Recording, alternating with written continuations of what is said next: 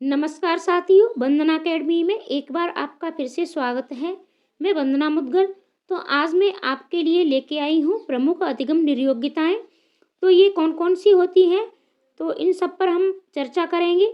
तो वीडियो के अंत तक अवश्य बने रहें और इनसे प्रश्न कैसे पूछे जाते हैं इस पर भी हम चर्चा करेंगे। मैं आपको एक बार दिखा दूँ। देखो, इनसे प्रश्न इस तरीके से पूछे जाते हैं।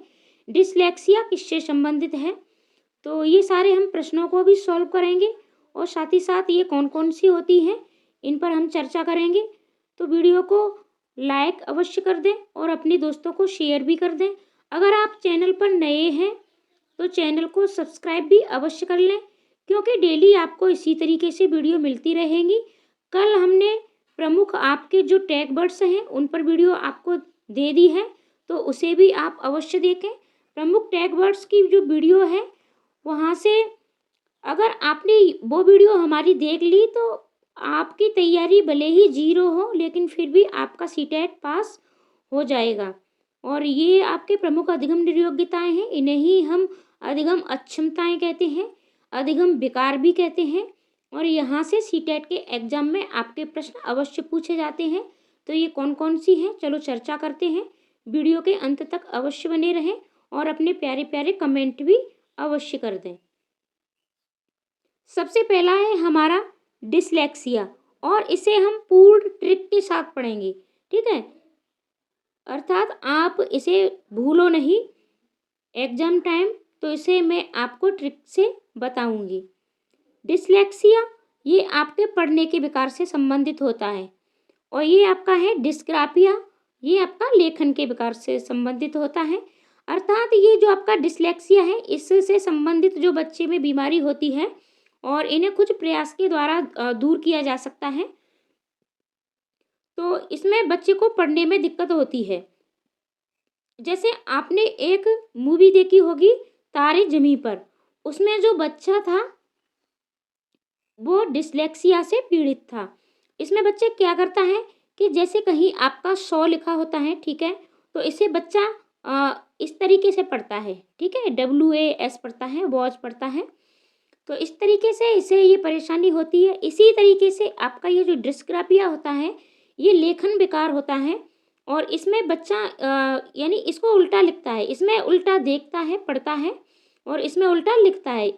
जैसे इसको वो बॉज लिखेगा, ठीक है, इस तरीके से आप समझ सकते हो। या फिर आप इसे मैथ में देख सकते हो। जैसे आपका 21 है तो बच्चा इसको क्या लिखता है, 12 लिख देता है, या फिर 12 को 21 लिख देता है। तो इसमें इस तरीके से यानी लिखने में भी परेशानी होती है और पढ़ने में, ठीक है। ये पढ़ने और लिखने से संबंधित है। अब इन्हें हम ट्रिक से कैसे याद करेंगे इस पर हम चर्चा करते हैं। तो ये आपका है डिसलेक्सिया, ये पढ़ने से है, और डिसग्राफिया, ठीक है।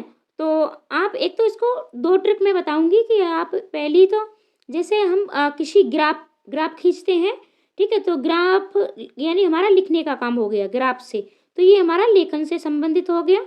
और लेक्सिया, ठीक है, तो लेक्सिया आपका लेखन होता है, लेकिन ये आपका किससे होता है, पठन से होता है, ठीक है, यानी ले दे करके और उसने क्या काम किया, पढ़ने का काम किया, ठीक है। अब बात करते हैं हम डिसकैलकुलिया की, और ये आपको ग्राफ से संबंधित रहेगा। यानी ग्राफ हम किसी पेपर पे कॉपी पे ग्राफ खींचते हैं, यानी लिखने का काम करते हैं, ग्राफिंग करते हैं। तो ग्राफ से हमारा लेखन हो गया, तो फिर ये हमारा लेक्सिया बचा और ये हमारा पढ़ने से हो गया। बात करते हैं डिसकैलकुलिया की। तो डिसकैलकुलिया में क्या होता है, डिसकैलकुलिया में आपका आप इसे इस तरीके से समझ सकते हो, कैलकुलेटर, ठीक है। तो इसे आप कैलकुलेटर से संबंधित मतलब जोड़ सकते हो। तो कैलकुलेटर से हम क्या करते हैं, गणना करते हैं, मैथ्स का हमारा होता है, मैथ के सवालों को हम हल करते हैं। तो जहाँ भी बात डिसकैलकुलिया की आ जाए ये आपका गणना विकार हो जाएगा, यानी ये आपका मैथ से संबंधित हो जाएगा, ठीक है, गणित से। अब बात करते हैं डिस्प्रैक्सिया। अब ये आपका पीछे से क्या आ रहा है, प्रैक्सिया आ रहा है। तो हम जब भी किसी चीज़ की ज़्यादा प्रैक्टिस करते हैं, ठीक है, ज़्यादा प्रैक्टिस करने के कारण क्या हो जाता है, जब हम ज़्यादा प्रैक्टिस करते हैं किसी चीज़ की तो उससे हमें क्या होती है, उससे हमें प्रैक्टिस करने से हमें थकावट हो जाती है। तो डिस्प्रैक्सिया क्या होता है, थकावट या नींद के कारण, ठीक है। यानी बच्चे के पढ़ने में जो थकावट या नींद के कारण जो भी उसके अधगम में विकार आ जाता है, यानी जो भी कमी आ जाती है, तो इससे ये क्या होता है, ये डिस्प्रैक्सिया होता है। और गणना से संबंधित आपका डिस्कैलकुलिया हो गया, और डिस्ग्राफिया ये आपका लेखन से संबंधित हो गया, डिसलेक्सिया ये आपका पढ़ने से संबंधित हो गया। और इन्हें आप एक बार अच्छे से मेरी ये वीडियो देख लीजिएगा, आप पेपर में अपने एग्जाम हॉल में इन्हें बिल्कुल भी नहीं भूलोगे। आगे बढ़ते हैं, हम बात करते हैं डिस्फेजिया। इसे अफेजिया भी कहीं कहीं ये आता है आपका, तो ये डिस्फेजिया या अफेजिया। और जब भी आपको ये सारी चीज़ें, ठीक है, आपका जैसे मैं आपको ऊपर दिखाती हूँ, ये आपका जो डिसलेक्सिया है, ठीक है, तो ये आपका कहीं कहीं दिया जाता है पठन वैफल्य, इस तरीके से दे दिया जाता है शुद्ध हिंदी में। तो फिर आपको थोड़ा परेशानी हो जाएगी, तो आपको परेशान होने की ज़रूरत नहीं है, वहाँ आपको इंग्लिश वाले ऑप्शन में देख लेना है, ठीक है। इंग्लिश वाले ऑप्शन से आपको ये तुरंत पता चल जाएंगी कि हमसे क्या पूछा जा रहा है। जब भी आपको शीटेट के एग्जाम में किसी भी वर्ड की हिंदी समझ में नहीं आए, तो आपको इंग्लिश वाले ऑप्शन में उसको देखना है, यानी उसी प्रश्न को आपको जो भी इंग्लिश में दिया होता है वहाँ आपको देखना है, और वहाँ से वो आपको तुरंत समझ में आ जाएगा। अब बात करते हैं डिस्फेजिया की। ये मौखिक संप्रेषण में परेशानी होती है, यानी बच्चा को बोलने में परेशानी हो जाती है, वो उस चीज़ को अच्छी से लिख लेता है, ठीक है, और उसको उल्टा नहीं पढ़ता है। जैसे वो 21 को 12 नहीं पढ़ता है, पढ़ता तो 21 ही है, लेकिन उसको पढ़ने में थोड़ा परेशानी हो जाती है। जैसे ये आपका होता है तुतलाना होता है, कुछ बच्चे हकलाते हैं, ठीक है, और कुछ बच्चे मतलब नहीं बोल पाते हैं अच्छे से, तो ये उनकी होती है, लेकिन इन्हें भी हम धीरे धीरे दूर कर देते हैं, या फिर कुछ एज के साथ भी बच्चों की ये सारी समस्याएं अपने आप से दूर हो जाती हैं। अब बात करते हैं डिस्थीमिया। ये होता है तनाव विकार परीक्षाओं के दौरान, यानी परीक्षाओं के दौरान बच्चे बहुत तनाव में आ जाते हैं, और उस तनाव के कारण वो बिल्कुल भी अपने अधगम पर ध्यान नहीं दे पाते हैं, यानी वो कुछ पढ़ते हैं और सारा भूल जाते हैं, ठीक है। ये डिस्थीमिया आपका परीक्षाओं के दौरान ये तनाव हो जाता है। और ये थीम से आप समझ सकते हो इसको, थीम क्या होती है, तो आप थीम से और से तनाव से जोड़ सकते हो। अब है डिसमेंशिया। आपका ये जो डिसमेंशिया होता है, तो ये आपका होता है कमज़ोर याददाश्त, यानी बच्चे, कुछ बच्चों की कमज़ोर याददाश्त होती है, यानी वो बहुत पढ़ाई करते हैं, लेकिन फिर भी क्या है कि वो भूल जाते हैं। अधगम में उनका मन तो लगता है, लेकिन फिर भी वो भूल जाते हैं। अब जब भी मतलब हम मेंशन करते हैं, ठीक है, तो हम इसको इस तरीके से आप ट्रिक अपने आप से भी बना लीजिएगा कुछ।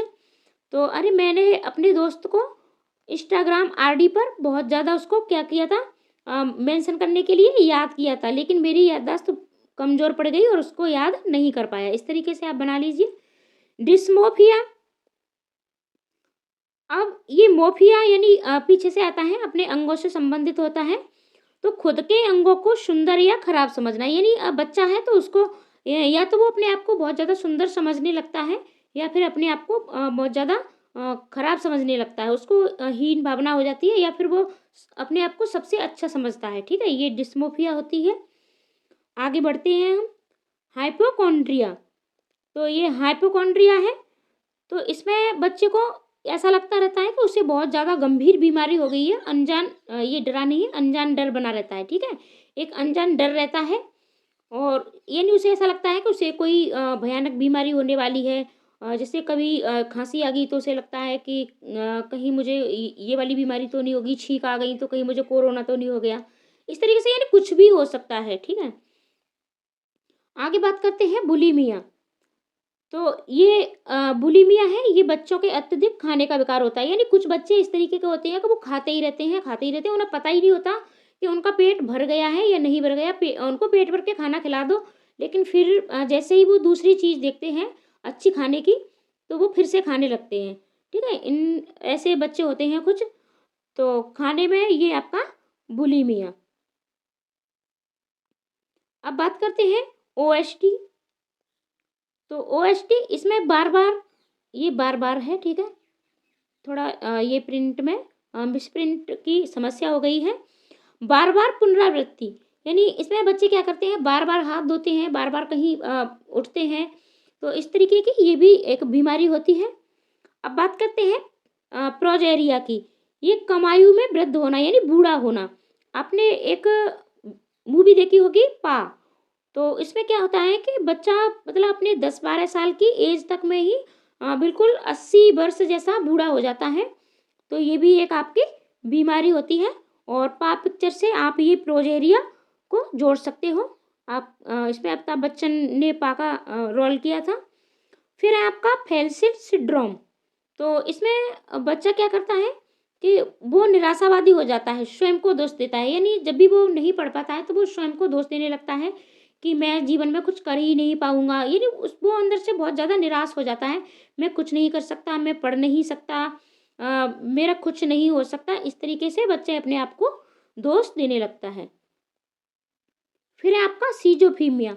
इसमें बच्चे को भ्रम पैदा हो जाता है, जैसे कि बच्चा मोर, ठीक है, मोर और मुर्गा ये देखने में दोनों एक जैसे होते हैं और इन दोनों में क्या करता है कि कंफ्यूज हो जाता है, ठीक है। पहले वो मोर देखता है और फिर वो मुर्गा देखता है, या पहले मुर्गा देखता है फिर मोर देखता है और मुर्गा को मोर बताता है और मोर को मुर्गा, इस तरीके से, या फिर कौवा या कोयल देखता है, यानी एक जैसी दो चीज़ों में बच्चे को भ्रम पैदा हो जाता है। तो ये आपकी कुछ बीमारियां थी। अब बात करते हैं इनसे संबंधित प्रश्नों की। सबसे पहला है आपका डिसलेक्सिया किससे संबंधित है, इसी तरीके से आपके प्रश्न पूछे भी जाते हैं। तो आशा करती हूँ कि आपको ये अच्छे से समझ में आई होंगी। आप स्क्रीनशॉट लेके इनको नोट्स कर सकते हो या पढ़ सकते हो, या फिर आपको इसकी पीडीएफ चाहिए तो आप हमारे टेलीग्राम ग्रुप को अवश्य ज्वाइन करें। वहाँ से आपको इनकी मतलब मैं जो भी क्लास देती हूँ उसकी सारी पीडीएफ वहाँ से आपको मिल जाएंगी। तो आप हमारे टेलीग्राम ग्रुप को ज्वाइन अवश्य कर लें और लिंक मैं डिस्क्रिप्शन में दे देती हूँ, तो वहाँ से आप देख सकते हो। वैसे वंदना अकेडमी के नाम से ही मेरा टेलीग्राम ग्रुप है। तो डिसलेक्सिया किससे संबंधित है, अब ये आपके इसमें ऑप्शन है मानसिक विकार, पठन विकार, गणितीय विकार, व्यवहार संबंधित विकार। तो गणितीय विकार में आपका कैलकुलेशन यानी कैलकुलिया जाता है, ठीक है, और मानसिक विकार भी नहीं है, आपका व्यवहार संबंधित भी नहीं है। तो ये डिसलेक्सिया हमने किस में पढ़ा था, ये है आपका पठन विकार यानी पढ़ने से संबंधित। अगला प्रश्न देखते हैं हम, डिस्ग्राफिया किससे संबंधित है। अब देखो ये बात आ गई आपके ग्राफ की, तो ग्राफ हम कहाँ करते हैं, हम ग्राफ हम बुक पे खींचते हैं और लिखने का काम करते हैं इस तरीके से। तो इसमें आपका कौन सा हो जाएगा ऑप्शन, तो आपका ऑप्शन हो जाएगा नंबर 4 लेखन विकार यानी ग्राफ, ये आपका लेखन से हो गया। अगला देखते हैं, ये हमारे पास इसमें 2 ही प्रश्न आपके प्रिंट हो पाए हैं। अगली वीडियो मैं आपसे आपके लिए इसी से संबंधित लेके आऊँगी कि इसमें आपके किस तरीके से प्रश्न पूछे जाते हैं, और डेली आपको इसी तरीके से आपके जो एग्जाम में बहुत ज़्यादा प्रश्न वहाँ से अवश्य ही पूछे जाते हैं, जो आपके लिए वेरी वेरी वेरी इंपॉर्टेंट है। उसी टॉपिक पर मैं वीडियो आपको अवश्य देती रहूँगी। तो चैनल पर बने रहें, चैनल को सब्सक्राइब भी कर लें, और इसके साथ साथ ही आपको आगे यूपी टेट है, सुपर टेट है, और भी आपकी बहुत सारी तैयारी हम बिल्कुल फ्री में कराएंगे। वीडियो को शेयर अवश्य कर दें अपने दोस्तों को। तो आप इतना तो कर ही सकते हो कि आप चैनल को सब्सक्राइब कर लें और वीडियो को लाइक अवश्य कर दें। तो मिलते हैं अगली वीडियो में अगले टॉपिक के साथ। मैं वंदना मुदगल। पूरी वीडियो देखने के लिए धन्यवाद।